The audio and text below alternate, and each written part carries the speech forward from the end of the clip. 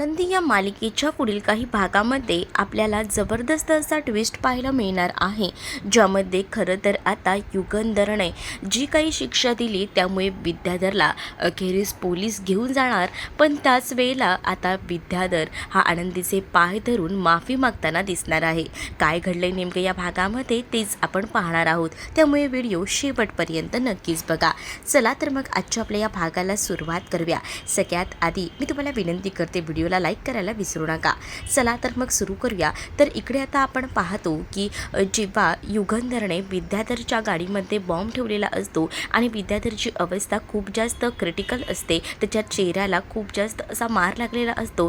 तो आता हॉस्पिटलाइज होऊन पुन्हा एकदा घरी आलेला असतो, ड्रेसिंग वगैरे करून, आणि त्याने येताना पोलिसांना सोबत आणलेलं असतं. अचानकपणे घरामध्ये पोलीस आल्याबरोबर शिल्पा आता कांगावा करू लागते की पोलीस का आले आहेत. तेच आता विद्याधर बोलत असतो की मीच पोलिसांना इथे बोलवलं आहे, कारण हा समोर जो माणूस बसला आहे ना, त्यालाच आता पोलिसांनी अटक करून घेऊन जायला हवं, कारण या माणसाने माझ्या गाडीमध्ये बॉम्ब ठेवला आणि माझी अवस्था अशी केली. माझ्या गाडीमध्ये बॉम्ब ठेवून माझी अवस्था किती बिकट केली आहे हे बघताय ना. त्याचबरोबर पोलिसांना युगंधरबद्दल आता विद्याधर सगळं काही सांगत असतो. युगंधर मात्र शांतपणे बसून हे सगळं काही म्हणणं ऐकत असतो. त्याच वेळेला आता पोलीस जे आहे ते मात्र युगंधरला सांगत असतात की विद्याधरने तक्रार केलेली आहे, त्यामुळे आम्हाला तुम्हाला अटक करावी लागणार आहे. विद्याधरचं ऐकून पोलीस आता युगंधरला अटक करणार असतात. तेच आनंदीला टेन्शन येतं. मग त्याच वेळेला इकडे युगंधर जे आहेत ते म्हणू लागतात की तुम्ही ह्याची बातमी ऐकल्यानंतर तुम्ही मला अटक करायला आलात, ही सगळी गोष्ट ठीक आहे, पण या सगळ्यामध्ये मी हे सगळं का केलं एकदा तुम्ही मला विचारलं किंवा त्याला विचारलं का.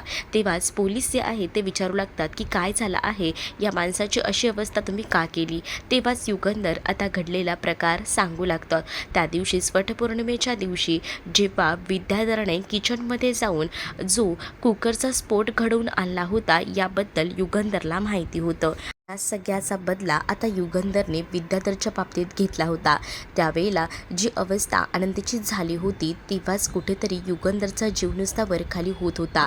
पण आता युगंधरने विद्याधरच्या बोलण्यातूनच, विद्याधरच्या एका चुकीच्या बोलण्यामुळे युगंधरला कळलेलं होतं की हा सगळा प्रकार जो काही आहे तो त्याने घडवून आणलेला आहे. आणि जेव्हा त्याला ही सगळी गोष्ट युगंधरला कळलेली असते आणि त्यामुळेच युगंधरने विद्याधरचा गेम वाजवायचा ठरवलेलं असतो, कारण आनंदीची जी अवस्था झाली होती तीच सारखी अवस्था ना जेव्हा विद्याधरची होईल, तेव्हाच त्याला त्यांनी ज्या काही चुकीच्या गोष्टी केल्या आहेत त्या समजतील. आणि म्हणूनच हा सगळा स्फोट त्याने मुद्दामून घडवून आणलेला होता. आणि जेव्हा युगंधर पोलिसांसमोर विद्याधरचा या सगळ्याचा खुलासा करतात, तेव्हा मात्र आता पोलीसही विद्याधरकडेच आरोपी म्हणून पाहू लागतात आणि ते म्हणत असतात की खरं तर युगंधर साहेबांनी जे केलं आहे ते योग्यच केले, म्हणजे आधी तुम्ही चुका केल्या आहेत आणि त्यानंतर हे सगळं घडलेलं आहे. तेव्हाच आता पोलीस आता युगंधरची बाजू घेत असतात. त्याबरोबर विद्याधर त्यांच्यावर आवाज चढवत म्हणत असतो की त्यांच्या बायकोला तर काहीच झालेलं नाही आहे, साधी जखम झाली आहे, पण मला बघितलं का किती काय काय वेदना झालेल्या आहेत, आणि या वेदनांवरनं तुम्हाला समजत नाही आहे का माझ्यावरचा हल्ला किती मोठा होता आणि त्यामुळेच माझी ही अवस्था झाली आहे, असं देखील विद्याधर पोलिसांना बोलत असतो. तेव्हाच आता या सगळ्या गोष्टी फक्त शिल्पाला माहिती होत्या, पण युगंधरला विद्याधरच्या एका चुकीच्या बोलण्यामुळेच या सगळ्या गोष्टी कळल्या होत्या.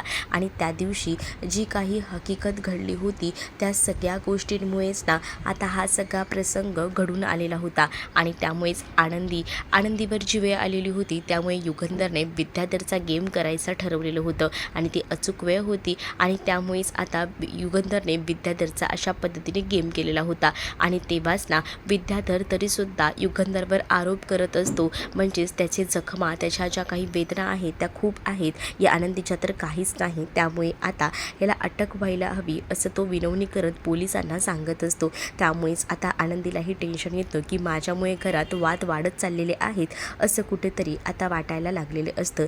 तेच आता शिल्पामध्ये पडते, कारण शिल्पाला हे सगळं सत्य माहिती होतं. शिल्पा आता म्हणू लागते की पोलिसांना की बरोबर आहे, युगंधर जे बोलतोय ते शब्द खरं आहे. त्या दिवशी आनंदीवर हल्ला झाला होता, तो सुद्धा जीवघेणा हल्ला होता. खरं तर डॉक्टरांनी सांगितलेले होते की ती कोमात जाऊ शकते. एवढा मोठा जीवघेणा हल्ला होता. हा तर हल्ला काहीच नाही आहे. पण ही गोष्ट जर तुम्हाला माहिती होती तर मग तुम्ही ही गोष्ट का लपवून ठेवली, असं देखील आता पोलीस जे आहेत ते बोलू लागतात.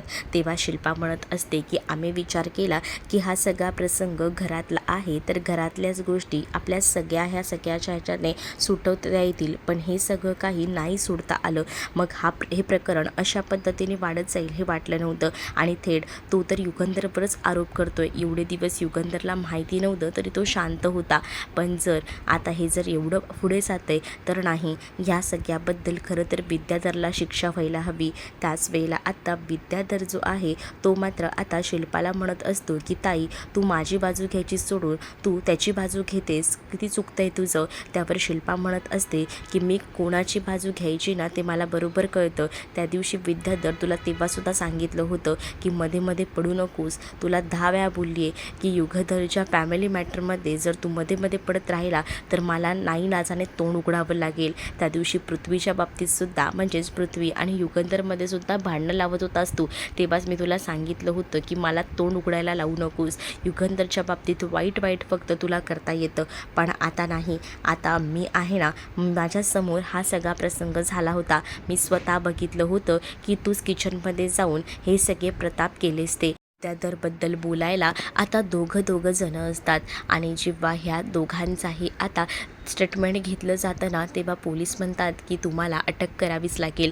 आणि मग आता इकडे विद्याधर जो आहे तो आक्रमक होतो. मी या सगळ्याचा बदला घेईन वगैरे असं सगळं काही बोलत असतो. तेव्हाच आनंदीना समजवायचा युगंधरला प्रयत्न करत असते, कारण तिला असं वाटत असतं की हे वाद जे आहेत ना ते उगाच आहेत ना वाढत जायला नको, असं म्हणून तिला वाटत असतं. आणि म्हणूनच मग आता आनंदी मध्ये पडत असते.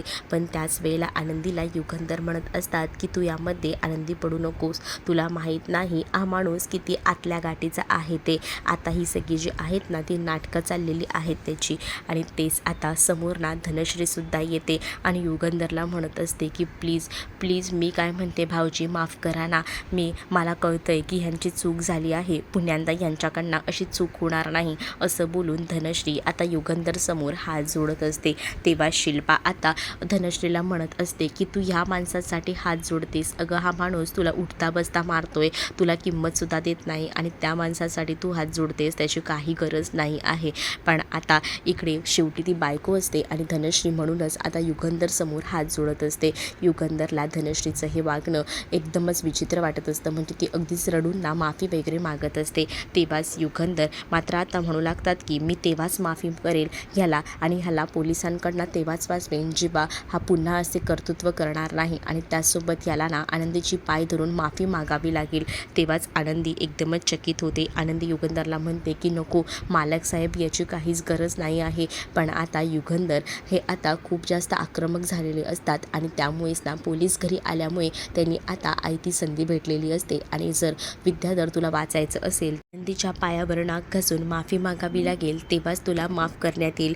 मग तेव्हाच मी पोलिसांना सांगेल की जाऊ दे हे सगळं. मग तेव्हा आता काही झालं तरी जो विद्याधर आहे त्याला पोलिसात जायचं नसतं, कारण एकदा का त्याला अटक झाली की त्याला सोडवणारं कोणी नाही आहे त्याला माहिती असतं. आणि म्हणूनच मग तेवढ्यापुरती का होईना तो आता आनंदीची माफी वगैरे मागू लागतो. आनंदीच्या पायाशी लोळण घालतो आणि आनंदीला म्हणत असतो की मालकीनबाई, पुन्हा माझ्याकडनं ही चूक होणार नाही, असं बोलून तो आता तिच्या पायापाशी लोळण घालतो. आणि तेव्हा जाऊन आता पोलिसांना युगंधर सांगू लागतात की ठीक आहे, तुम्ही गेलात तरीही चालेल. मग आता आनंदीला हे थोडं ऑकवर्ड वाटत असतं, पण युगंधर बोलतोय म्हटल्यावर आनंदीला ऐकून घ्यावं लागतं. तर तुम्हाला हा भाग कसा वाटला हे कमेंटमध्ये मला नक्कीच सांगा. आणि अशाच नवनवीन भागांसाठी आपल्या चॅनलला सबस्क्राईब नक्कीच करा. चला तर मग भेटूया पुढच्या भागामध्ये.